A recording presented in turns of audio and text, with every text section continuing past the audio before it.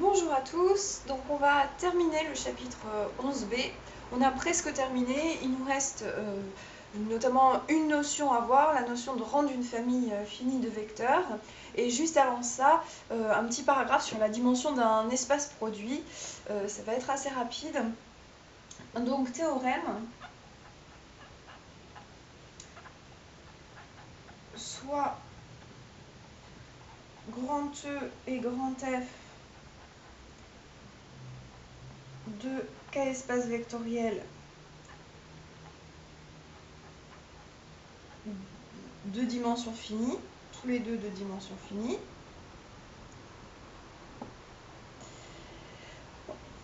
On a vu que alors l'espace E croix F est lui-même un K-espace vectoriel. Alors,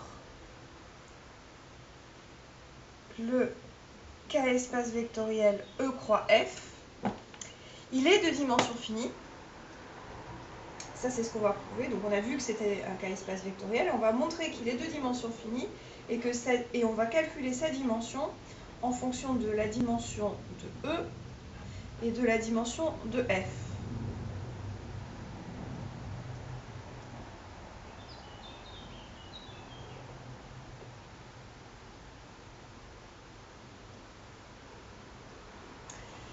Alors, le croix ici, je pense que vous pouvez peut-être imaginer dans K puissance n, justement.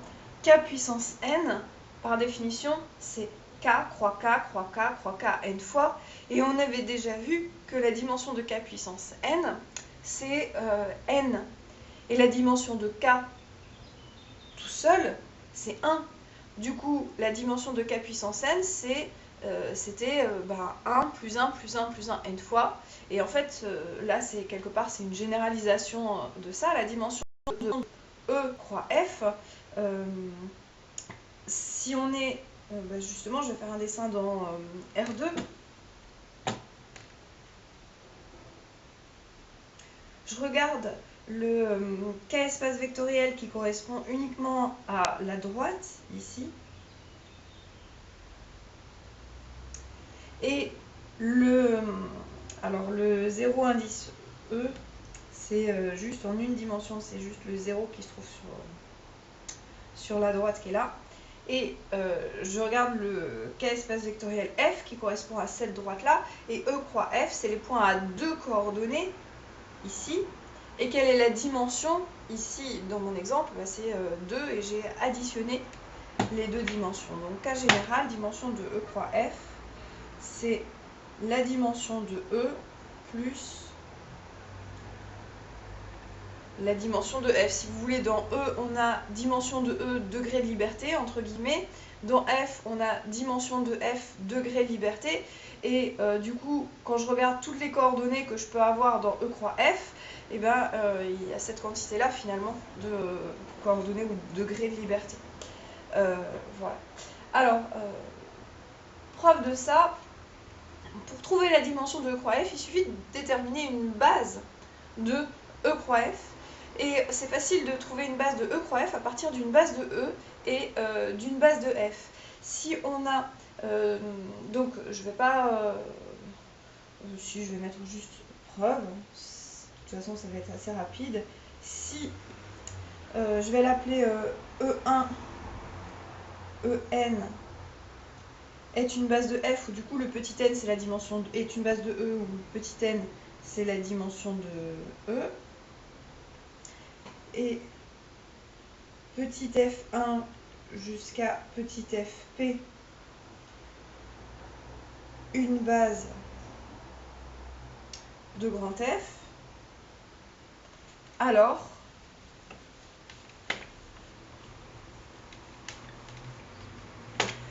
c'est un petit peu comme tout à l'heure dans ce que j'avais écrit là. 1, le 1 qui est là, c'était une base de E, et le 1 tout seul qui était là, c'était une base de, on va mettre 1 indice E et 1 indice F. Et les éléments de E croix F, c'est des éléments à deux coordonnées, et une base ici de E croix F, c'est ça en fait. c'est 1, 0, 0, 1 quand on est dans R2. Et si j'essaie de généraliser ça, mais en fait, ça va nous donner la famille. La famille, donc, il faut que je mette des éléments de E croix F. Pour avoir une base de E croix F, il faut que je mette des éléments de E croix F. Donc, je vais prendre le vecteur E1 de E et la coordonnée 0. Je vais faire pareil avec tous, le vecteur E2 de E, 0, etc. jusqu'à En 0. Et je prends aussi 0E F1, 0E F2, etc. 0E Fp. Alors, cette famille-là, c'est une base de E croix F.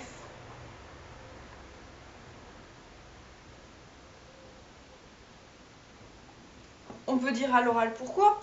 Un élément de E croix F, c'est un élément de la forme x, virgule, y. Le x, comme la famille des EI ici, c'est une base de E, il va s'écrire comme somme des lambda I, EI. Et le y qui est là, il va s'écrire comme somme des mu j, f, j. Et du coup, tout ça, ça va s'écrire comme somme des lambda I, EI 0F plus somme des mu j 0E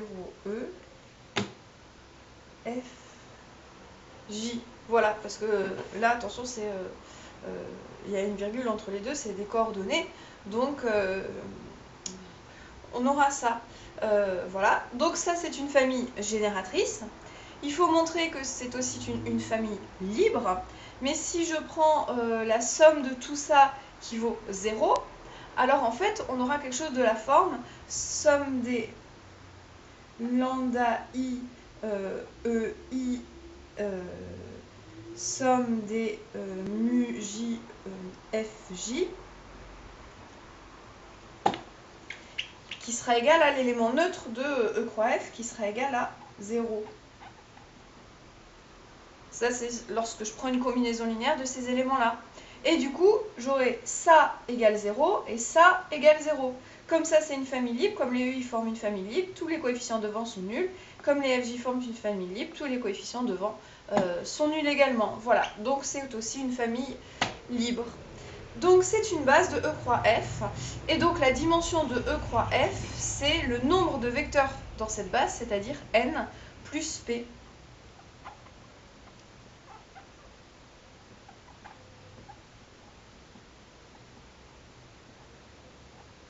Et là, quand j'ai écrit ça, pour que ce soit une base, ça c'était forcément la dimension de E pour petit n, et P c'était la dimension de F. Voilà, d'où le résultat. Et on peut généraliser ça à n k espaces vectoriels. Là, j'en avais que deux, E1, E et F. Maintenant, si je prends E1, E2 jusqu'à E indice n, tous des k espaces vectoriels de dimension finie, alors le k espace vectoriel E1 croix E2 croix etc. croix En, il sera de dimension finie et sa dimension, ce sera la somme des dimensions de EI.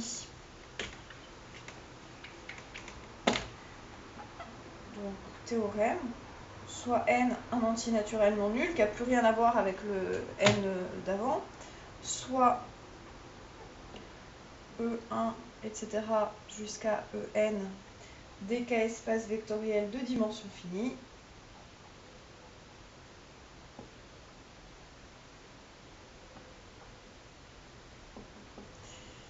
Alors, le k espace vectoriel, je peux l'écrire avec, on a déjà vu cette notation, produit pour i allant de 1 à n des EI. Attention, ça c'est le produit cartésien. Je vais quand même l'écrire en dessous, ça c'est comme ce qu'on a vu tout à l'heure. Hein.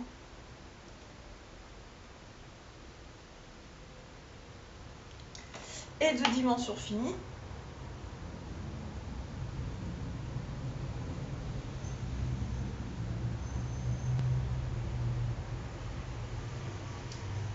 Et on a dimension du produit cartésien, c'est du coup la somme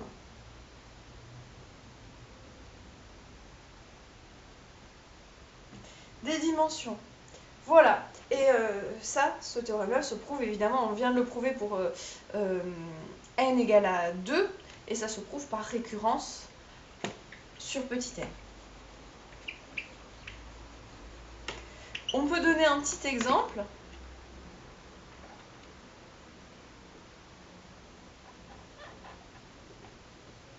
On a vu que C est un R espace vectoriel de dimension 2.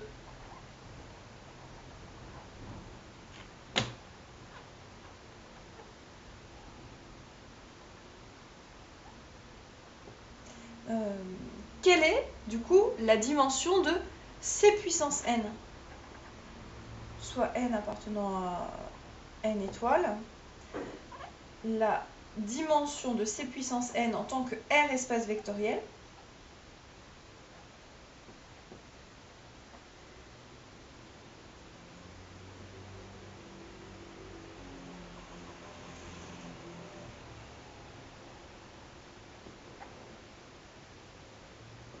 dimension donc dans R de C puissance n égale, donc C puissance n c'est C croix C croix C croix C, etc.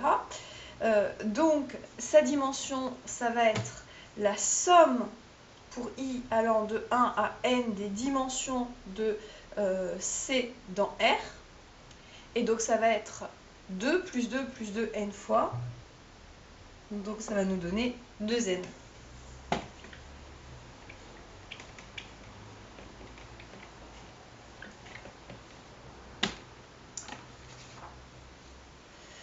Voilà, et il nous reste la notion de rang d'une famille finie de vecteurs.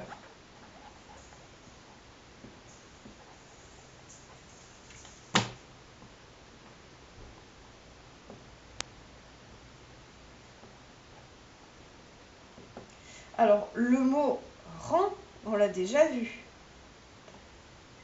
On l'a vu dans un cadre complètement différent, qui était celui des systèmes linéaires. Et à ce moment-là, on avait vu que, on avait aussi défini d'ailleurs le rang d'une matrice, ou le rang d'un système linéaire, c'était, alors je vais prendre pour un système linéaire, le nombre de pivots de l'unique système échelonné réduit équivalent au système de départ. Pareil, pour une matrice, c'était le nombre de pivots ou le nombre de lignes non nulles de l'unique matrice échelonnée réduite équivalente à ma matrice de départ. Ici, rien à voir, a priori. Il s'agit du rang d'une famille finie de vecteurs, donc c'est pas du tout rang d'une matrice ou rang d'un système linéaire. Là, c'est je prends une famille de vecteurs f égale une famille comme ça, et on va définir ce qu'est le rang de f. Donc rien à voir, et pourtant ça s'appelle pareil. Il y a bien une raison qu'on verra, il va falloir attendre quelques chapitres. On verra que c'est pas pour rien qu'on appelle ça rang d'une famille finie de vecteurs. Dans le chapitre 12a, je crois, on verra un lien entre le rang d'une famille finie de vecteurs. En fait, le rang de la famille engendrée par les vecteurs, le rang de la famille des vecteurs colonnes d'une matrice, ce sera la même chose que le rang d'une matrice au sens où on l'a déjà vu. Mais il va falloir attendre un petit peu pour prouver ça. Donc pour l'instant, on admet qu'il n'y a pas de lien a priori entre ce qu'on vient de voir, ce qu'on avait vu avant sur le rang. Et là, la définition donc de rang, ça va être, dans ce cadre-là, soit donc f une famille finie de vecteurs. Donc par définition, le rang de f, noté RG au rang, donc c'est la même notation que celle qu'on avait vue pour le rang d'une matrice, c'est normal. Donc le rang de f, ici, ce sera la dimension du sous-espace vectoriel engendré par f.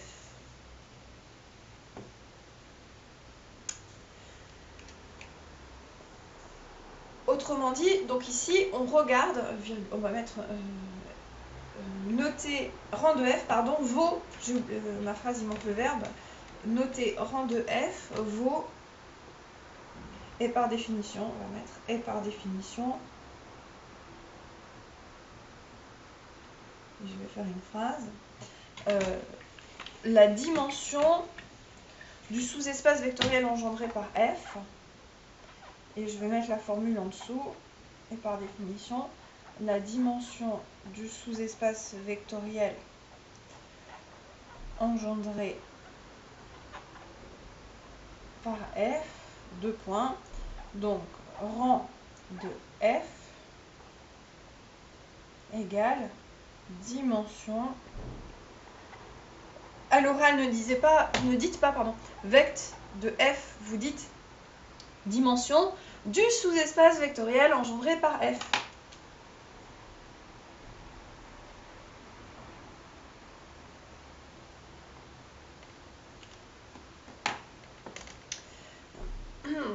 Voilà. On va voir un exemple tout de suite.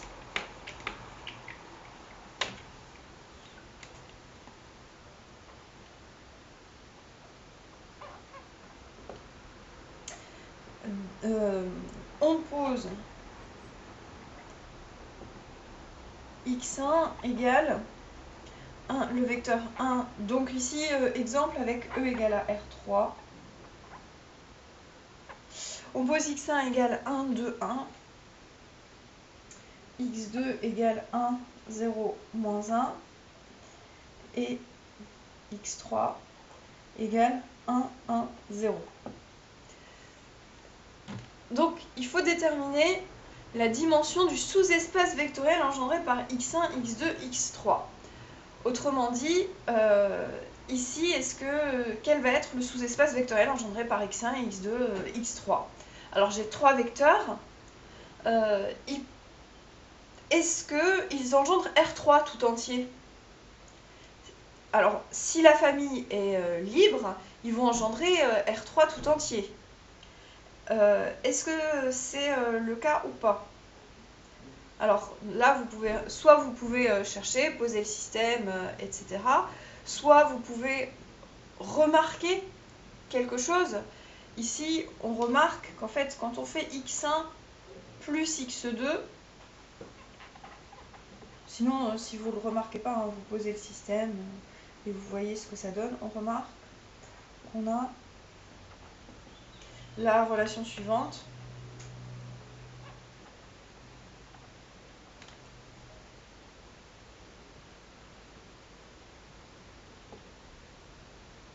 x1 plus x2, ça fait 2, 2. C'est le vecteur 2 de 0. Et il se trouve que c'est 2 fois x3. Du coup, donc, le x3, il s'écrit comme 1 demi de x1 plus 1 demi de x2. Donc, en fait, la famille, ici, x1, x2, x3, elle n'est pas libre. La famille x1, x2, x3 est liée.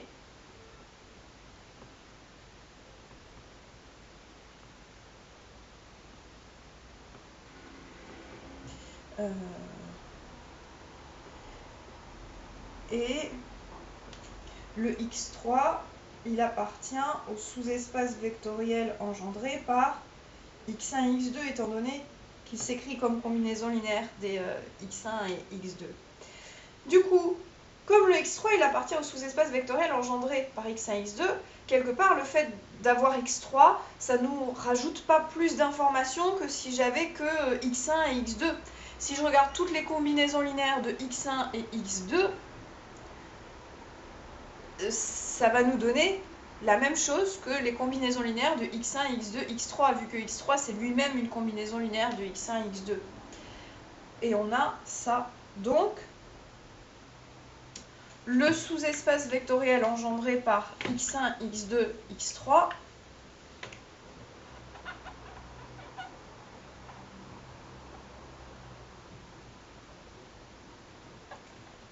il est en fait égal au sous-espace vectoriel engendré par x1, x2. On a déjà vu ce type de petit raisonnement dans un exercice. Ici, en fait, on vient de montrer, pour montrer l'égalité entre deux sous-espaces vectoriels engendrés, alors ici, cette inclusion-là, elle est évidente. Et maintenant, pour montrer l'autre inclusion, il suffit de montrer que chacun des vecteurs qui sont là appartiennent à ce sous-espace-là.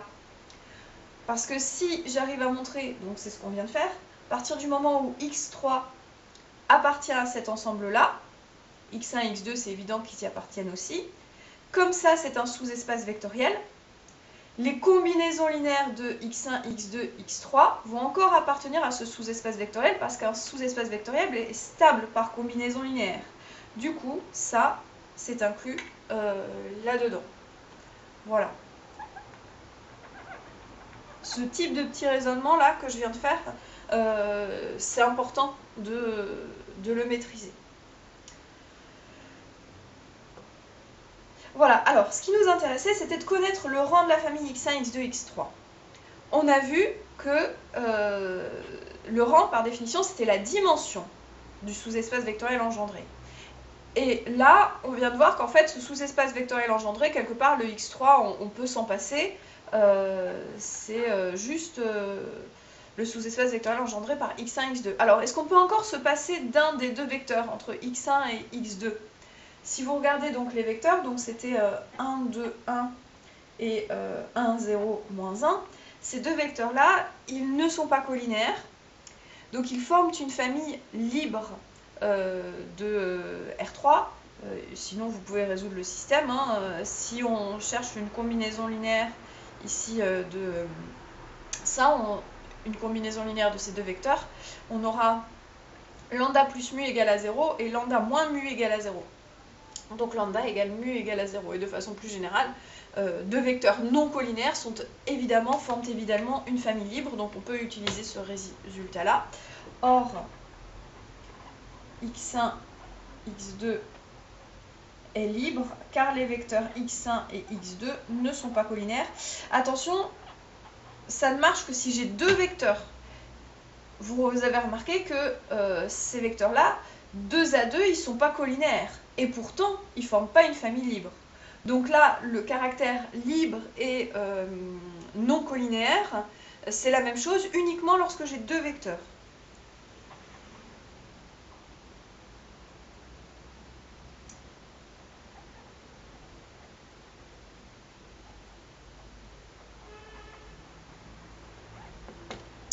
Or, x1, x2 est libre car les vecteurs x1 et x2 ne sont pas collinaires.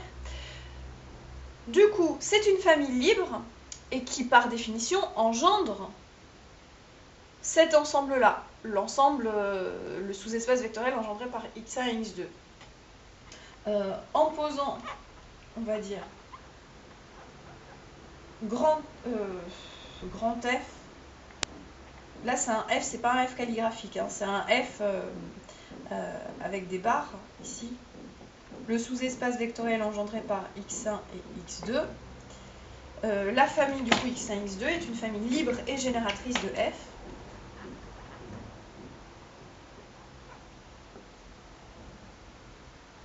Donc, est une base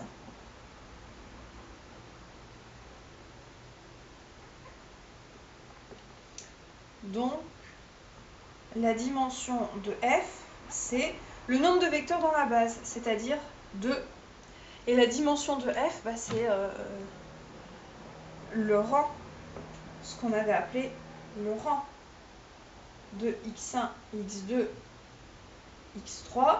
C'était la dimension du sous-espace vectoriel engendré par x1, x2, x3. Et ça, c'est la même chose que la dimension de F, on a vu. Et c'est 2. Voilà. Et le petit raisonnement que j'ai fait là, on va le généraliser. À partir du moment où la famille qui est là, en fait, ici, c'est le raisonnement que j'ai fait juste avec x1, x2. À partir du moment où la famille x1, x2, elle est libre, le rang de x1, x2, avec ce petit raisonnement-là, bah, ce sera le nombre de vecteurs, ce sera 2. Donc, si la famille est libre, son rang, c'est le nombre de vecteurs. Et inversement, si le rang d'une famille est égal à son cardinal, alors la famille est également libre. C'est la petite proposition qu'on va écrire et qu'on va prouver avec le même type d'argument que ce que je viens d'utiliser là. Je vais juste voilà, généraliser ça. Donc proposition, soit E1K espace vectoriel et F. Faites bien la différence entre les F calligraphiques et je vais utiliser le F avec les barres qui correspondra lui à un sous-espace vectoriel et ce F calligraphique là à une famille. Et F, une famille finie de vecteurs de E.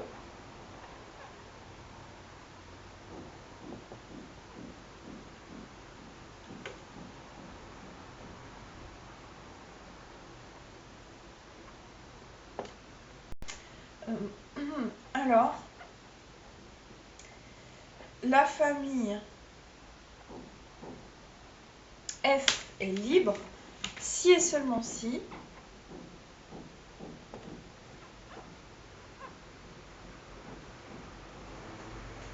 le rang de F est égal à son nombre de vecteurs. Donc je rappelle les définitions. Un rang, c'était par définition la dimension du sous-espace vectoriel engendré. Et ça ici, c'est le nombre de vecteurs. Le cardinal de F, c'est le nombre de vecteurs de F. Donc si F, c'est x1 jusqu'à xn, le cardinal, ce sera le nombre de vecteurs, ce sera petit n.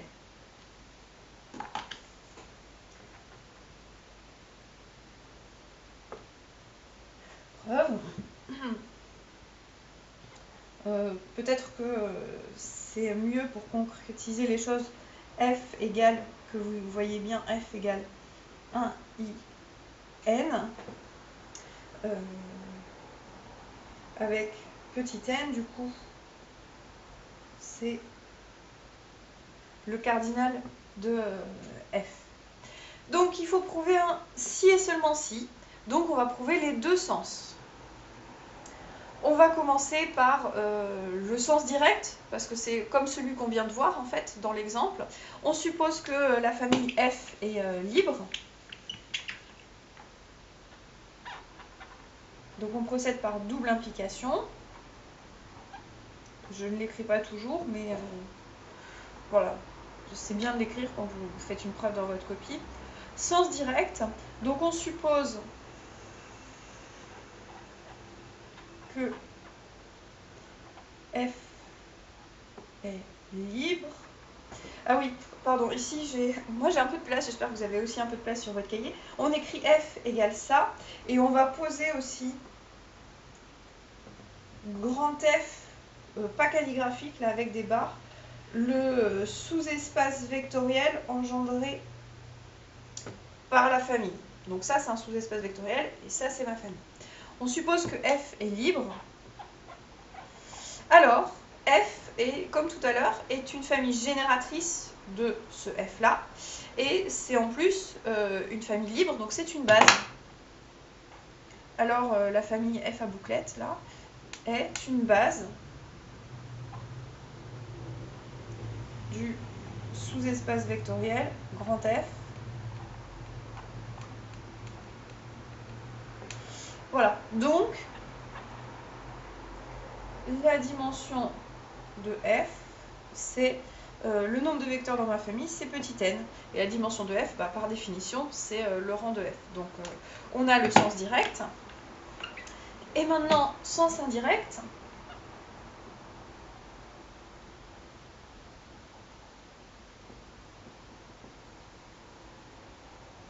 On suppose cette fois-ci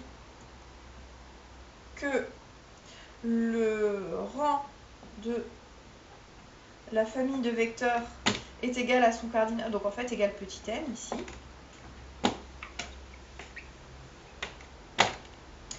Et ça, par définition, on a dit, c'est la dimension du sous-espace vectoriel grand F. Oui, mais la famille F bouclette, par définition, vous dites pas ça en colle, hein, vous dites pas F bouclette, c'est juste, bon, voilà. Donc la famille qui est là, la famille DXI, voilà, je vais dire ça comme ça, la famille DXI, c'est une famille qui par définition est une famille génératrice de mon sous-espace vectoriel grand F. Et là, il se trouve que c'est une famille génératrice qui a autant d'éléments que la dimension de mon espace. Donc ça doit vous rappeler quelque chose. On va utiliser la caractérisation des bases en dimension finie. On avait vu que pour montrer qu'une famille est une base, on peut revenir à la définition, montrer qu'elle est à la fois libre et génératrice, où on avait vu, on peut remplacer l'une de ces deux conditions par un argument de dimension qui était que la famille, elle est le bon nombre de vecteurs, entre guillemets, c'est-à-dire autant d'éléments que la dimension de l'espace. Et ici, on a une famille génératrice du sous-espace vectoriel F, qui a autant d'éléments que la dimension de grand F. Donc c'est une base. D'après la caractérisation des bases en dimension finie,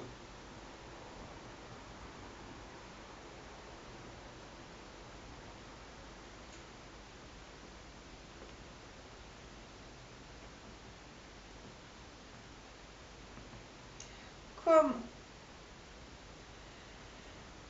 F est une famille génératrice, comme la famille DXI est une famille génératrice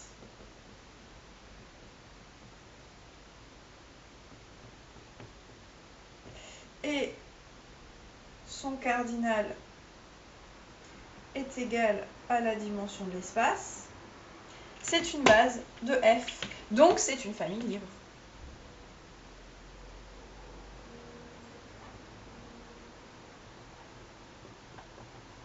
Donc, une famille libre. Voilà ce qui clôt le chapitre 11b sur les sous-espaces vectoriels de dimension finie.